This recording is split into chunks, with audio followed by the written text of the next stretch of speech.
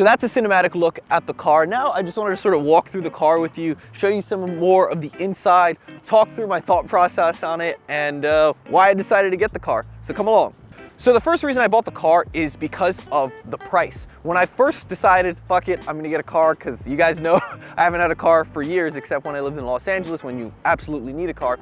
I decided I needed a car. It was too annoying to have to rely on borrowing cars and using Ubers. So I said, fuck it, I'm gonna get my own car. I'm gonna get the cheapest car I possibly can. I don't wanna spend more than 150, 200 bucks a month on lease. Well, because of the car shortage going on right now, it was basically impossible to find a car at that price. Even entry-level cars like a Toyota Corolla, you know, super affordable options like an entry-level Nissan were $400 plus per month and 5 or 6 grand down because of the new car shortage. So since all of these cars are in shortage, I figured I'm not gonna pay double the price for an entry-level car. I might as well spend a little bit more, whether it's 100 or 200 bucks more, and get a decently nice car if I'm gonna be spending in this price range anyways. So the Kia Stinger GT is what I found. I got an insane deal on it. When I first found this car, I was getting quoted, you know, 1,000 bucks a month, 900 bucks a month, plus like 4 or 5 grand down to get my hands on this car. But I ended up finding a good deal after spending a whole week looking for one, and I ended up finding this car for about 600 a month. It's a Kia Stinger GT line, and it is honestly so sick. I think the sticker price ended up coming out to something about 47 to 50 grand when all was said and done, which is a little bit more expensive than the car is usually worth. But with the shortage and everything, I figured this was a pretty good deal. I'm not super into BMWs or Mercedes. I don't know, I just feel like they look a little bit basic, and that's honestly what I would compare it to in terms of the price range which I was willing to pay for, or a performance sports car. And this, the aesthetic of this, the vibe, it just felt right. I fell in love with it as soon as I saw it. So I'm gonna stop talking now and I'm gonna show you more of the car. So my favorite part about this car is by far the back. This car looks so sick from the back. You can tell here, got the lights connecting across, got the little Stinger logo, the GT logo here. Here we have the exhaust. It goes on both sides. You can see there's 2 here and 2 here on the other side. We have these awesome carbon detailing all around the car. I usually like black cars, and when I saw this car, I'm like, oh, I definitely want it in black. But when I saw all of the carbon detailing on the car, I figured it didn't really make much sense to get it in black, because I'll put pictures up on the screen now of what it looks like in black. You can't really see all of the carbon detailing on the car in black because the black washes it out. We have carbon detailing here on the roof here as well. Got like a chrome-ish carbon detail. Mirrors here going around on the side, which you can see. More detailing here up over on the hood. We got the brand new Kia logo, which looks fucking amazing, to be honest. I know a lot of people hate on Kias, but I think a big reason is because the old logo was so goddamn ugly, and this logo is way, way better. The color of the car is a ceramic silver. It's almost like this moon rock silver, sort of bluish hue to it. Is just the best color I could possibly think of to get, and it just highlights it so well. You can see the carbon detailing makes such a difference on the car. It makes the car just that much sexier, in my opinion. More carbon detailing here on the side, over on the grille. We got some more of the detailing here, and of course, going all the way around back to the mirror, and we've done a full 360 of the car. I think the car's best angle is definitely from behind. No pun intended. But I also think it looks pretty damn cool from the front once you get a little side angled profile of it.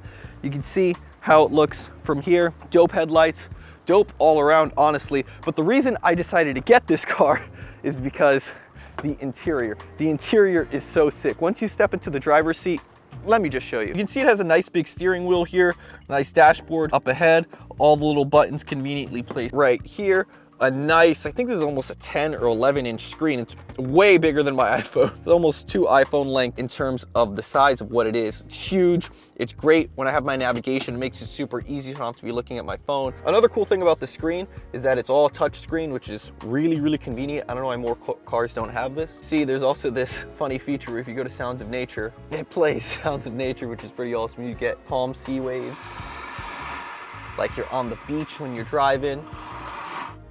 Nice little rainy day action, or a little warm fireplace, you know, end of the date when you're chilling with the girl. You can't bring her back home to your crib because you got your mom at home. You live in your mom's basement. You live in your mom's basement, you probably wouldn't have this car, but it's a nice little warm fireplace. The girls love it. Cool little knobs here for the AC. It just feels like they really gave a fuck with the interior of this car. I'm definitely not a car guy at all, but when I saw this car and when I got it, I just couldn't say no. You could tell they really cared about the detailing going into this car, and at the price point, they fucking better. Otherwise, I probably wouldn't have gotten it. Got my Santa Lucia fragrance diffuser. Shout out the homie Jose. And here we have a nice big sporty handle. Feels weird for me to be grabbing it like this and massaging it, but that's what I'm doing. All the rest of the details here are the same on the other side, and my favorite part is the red interior. There's red interior on the inside door panels of the entire car. The seats are obviously red, as you can see. It looks beautiful. In some lights, it's kind of interesting. In some lights, it looks like a dark wine red. In other lights, it looks like a fiery, super, super bright red. You see, it comes in the back seat as well, all red here as well. The only problem with this car is the back seat is quite tiny. I've actually never been back here, but I can just tell from how much space there is when I look behind me when I'm in the driver's seat. It's a really, really tiny back seat. It doesn't really matter because I'm usually the only one driving this car. I'm never gonna have to be in the back seat, and I don't have kids yet, so not really a big deal. But this red interior is just, man, I cannot get over it. It's so fucking nice. Another big pro of this car is the ginormous trunk. You'll see it is absolutely huge for a sedan-sized car. It's really big. I already have some stuff in it, so bear with me, but check it out. Huge back trunk, and I can also put all the seats down if I needed to make more space. But this is huge. I have my boxing stuff back here. I just throw my boxing stuff in here at the end of the day, at the end of the night, and it is good to go. I wish the trunk was electric. It didn't come with this version of the car. You needed the fully loaded, upgraded version of this car, but $1,000 a month, $60,000.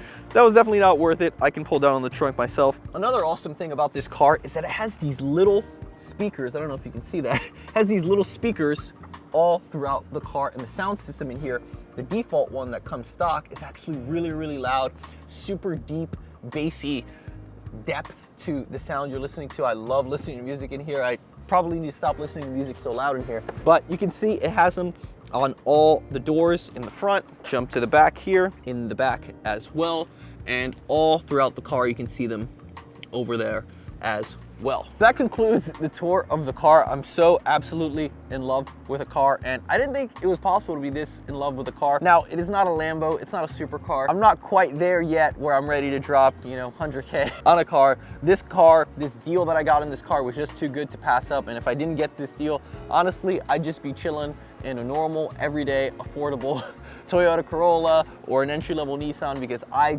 don't care about cars at all. But with the craziness, I guess there was some benefit. If I was gonna be in the high price range anyways, I might as well pay a little $100 or $200 extra to get something cool. But yeah, that's about it. Let me know what you guys think of the car. Let me know what you think of this style of video, and I'll be posting a lot more of the normal style of videos very soon. Got a lot of them queued up, written, and ready to go. So you guys let me know what else you'd like to see from me. See you guys in the next video.